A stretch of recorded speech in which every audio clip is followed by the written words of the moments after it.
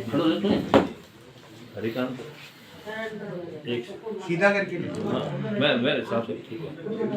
दादा चौक में नहीं सर, जोधपुर ही रहते थे। ब्यास जी थे। ये मार्च में हो रहा है तो इसका मंत्री निर्मला जी लगातार 9वीं बार कल यूनियन बजट पेश करेंगी लोकसभा में, और समय जैसे ही आपको पता है 11 बजे निर्धारित है।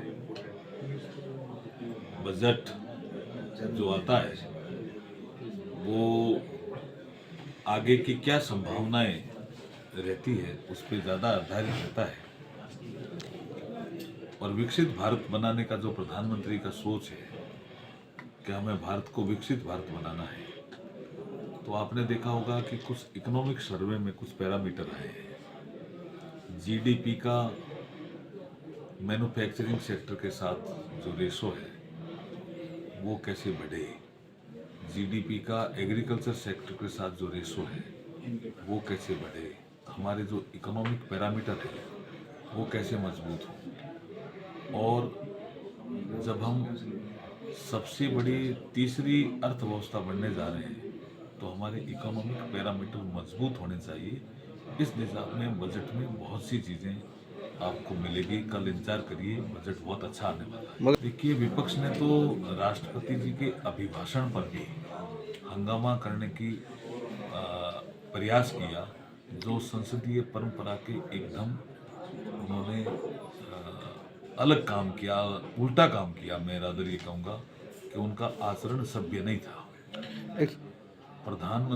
प्रधानमंत्री जी सहित विपक्ष के दोनों नेता प्रतिपक्ष भी वहाँ मौजूद थे, सारे लोग मौजूद थे, विपक्ष के सारे लोग मौजूद थे, सत्ता पक्ष और विपक्ष के अधिकतर एमपी मौजूद थे।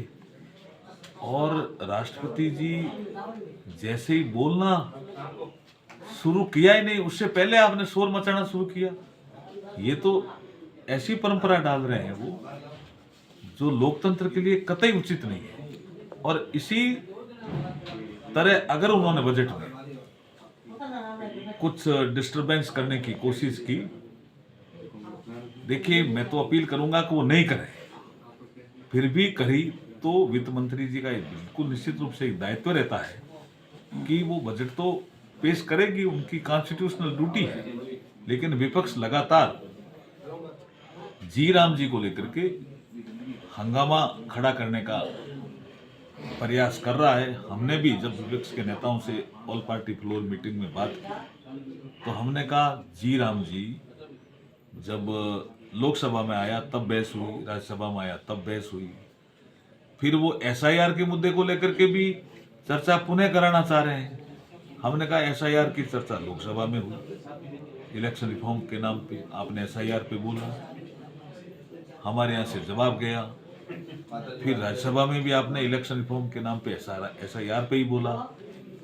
और उसके बाद बिहार में इलेक्शन जो हुआ, उसके बाद जनता ने आपको सबक सिखाया। उसके बाद और राज्यों में एसआईआर चल रहा है, ये इलेक्शन कमीशन की एक प्रक्रिया है, लेकिन फिर भी वो एसआईआर पे भी हंगामा करने की सोच रहे हैं। दो विषय बीकानेर जिले के लिए सेंसिटिव विषय हैं। दोनों विषयों पर मुख्यमंत्री जी से हमारी बहुत विस्तृत चर्चा हुई है। एक है गोचर का विषय और दूसरा है खेजड़ी को लेकर के एक कोई एक्ट लाने का विषय।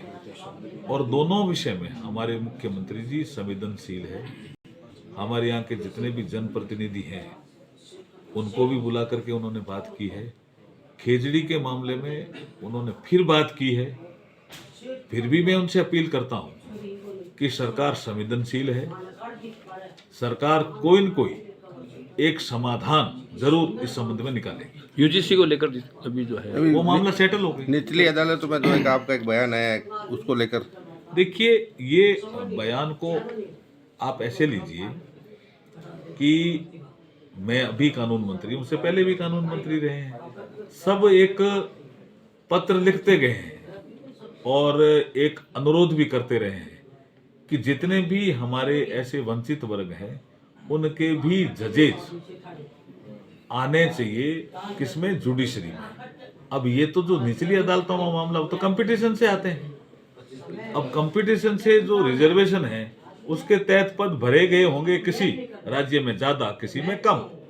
तो जो ज्यादा भरे गए हैं उनके बारे में जिक्र है, जो कम भरे गए उनको कहा गया भाई आप रिजर्वेशन के अनुसार इन पदों को भरो। यही बात है उसमें। तो सबको ही पता है, एक बार अटल जी ने तो अपनी आत्मकथा में लिखा है कि मैं अफगानिस्तान की यात्रा पे था, मैंने कहा भाई गजनी कहाँ है, मैं जाना चाहता हूँ।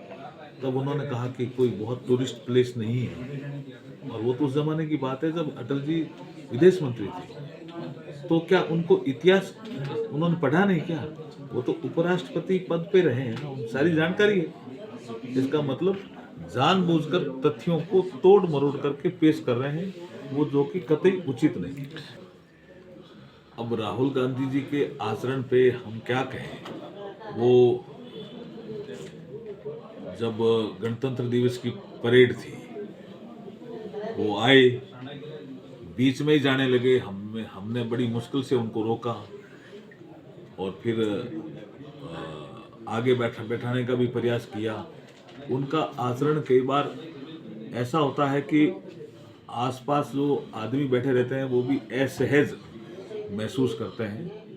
वो तो उनका इंटरनल मामला है, उनको ही देखना है। और संसद में आचरण संसद की परंपराओं के अनुसार ही होना चाहिए। और भारतीय परंपराओं के अनुसार अगर कोई ऐसी वस्तु है जो जिसका सम्मान करना चाहिए, उसका सम्मान ही करना चाहिए, क्योंकि वो परंपराओं से भी जुड़ी है और क्षेत्र से भी जुड़ी है।